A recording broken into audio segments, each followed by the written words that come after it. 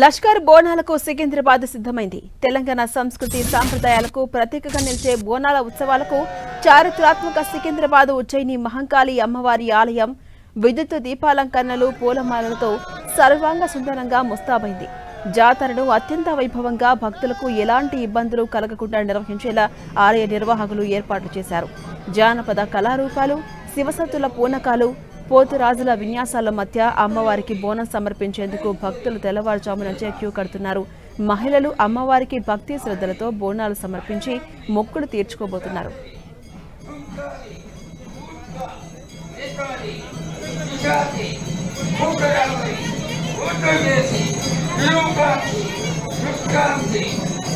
సాంప్రదాయాలకు, సంస్కృతికి, ఆచారాలకు ఆషాఢమాస బోనాలు అనేటువంటిది ఒక ప్రతీక. ఆషాఢమాస బోనాల సందర్భంగా ఈరోజు ఉజ్జయిని మహంకాళి అమ్మవారికి తెలంగాణ రాష్ట్ర ప్రభుత్వం పక్షాన బంగారు బోనాన్ని, పట్టు వస్త్రాలను సమర్పించి ఆ అమ్మవారిని ప్రభుత్వం పక్షాన వేడుకుంటా ఉన్నాం. భవిష్యత్తులో సమృద్ధి వర్షాలతోటి, పాడి పంటలతోటి, ఆయురారోగ్యాలతోటి అందరూ కూడా సుఖ సంతోషంగా ఉండి ఎవరి వృత్తుల్లో వారు విజయాన్ని సాధించాలని, తెలంగాణ రాష్ట్ర అభివృద్ధికి సంబంధించి ప్రతి వ్యక్తి అభివృద్ధి ముఖ్యం కాబట్టి అందరికీ ఎటువంటి ఆటంకాలు లేకుండా ఆ అమ్మవారి కరుణ కటాక్షాలు కృప ఉండాలని అమ్మవారిని ప్రార్థిస్తూ ఉన్నాం. ప్రభుత్వం తరఫున హైదరాబాద్ నగరానికి సంబంధించిన ఈ బోనాల ఉత్సవాల్లో ప్రజల ఆకాంక్షలకు అనుగుణంగా అన్ని రకాల ఏర్పాట్లు చేయడం జరిగింది. అందులో హైదరాబాద్ ప్రజలు మెహమానీ నవాజీ మే కభీ కుచ్ కమీ నహీ అనేది అయితే అన్నట్టుగా ఆతిథ్యానికి ఇవ్వడంలో హైదరాబాద్ ప్రజలు ఎప్పుడు కూడా ముందుంటారు. ఎందుకంటే వివిధ జిల్లాల నుంచి వచ్చినప్పుడు ఇక్కడ అనేక ట్రాఫిక్ తదితర ఇబ్బందులు ఏర్పడ్డప్పటికీ కూడా హైదరాబాద్ ప్రజలు బోనాల వేడుకను ఘనంగా ప్రతి కుటుంబము భాగస్వామి కులాలకు అతీతంగా, మతాలకు అతీతంగా, ప్రాంతాలకు అతీతంగా జరుపుకుంటారు. ఇదే అంశంపై మరింత సమాచారం మా కలీగ్ సుమిత్ర అందిస్తారు. సుమిత్ర, సికింద్రాబాద్ ఉజ్జయిని మహంకాళి అమ్మవారి ఆలయం దగ్గర కోలాహలం భక్తులు ఏ విధంగా ఉంది? అదేవిధంగా ఇవాళ అమ్మవారికి ఏ పూజలు నిర్వహించే అవకాశం ఉంది?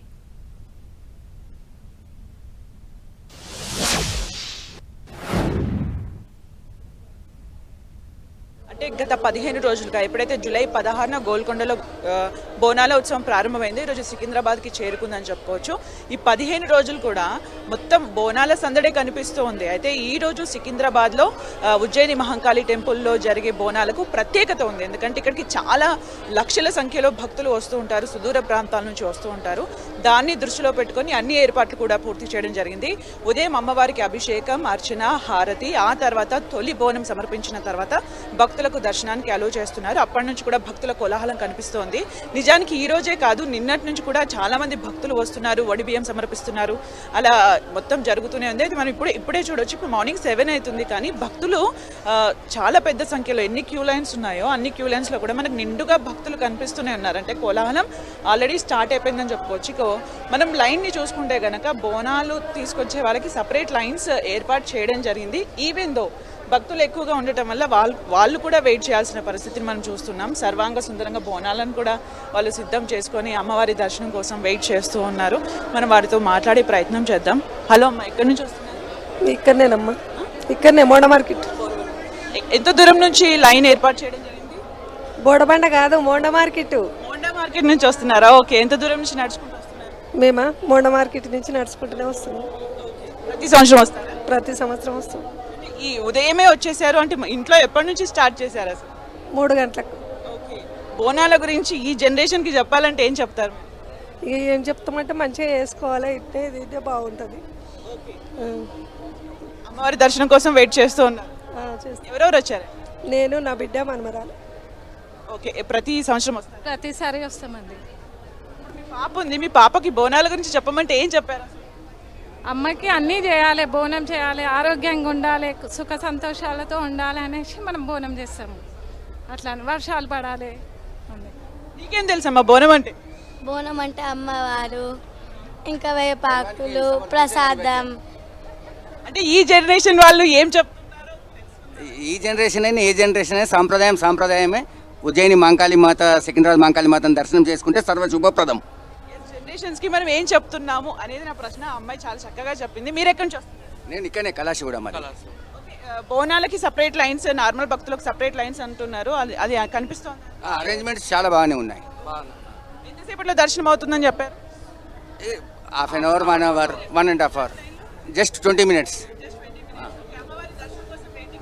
అవునండి, అవునండి. Thank you.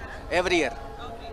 సో అలా అన్నమాట. కొంతమంది అమ్మవారికి సారే కూడా తీసుకొని రావడము మనం చూస్తూ ఉన్నాము. వస్త్రాలు సమర్పిస్తూ ఉంటారు. ఎక్కడి నుంచి వస్తున్నారండి? ఇక్కడనే సికింద్రాబాద్.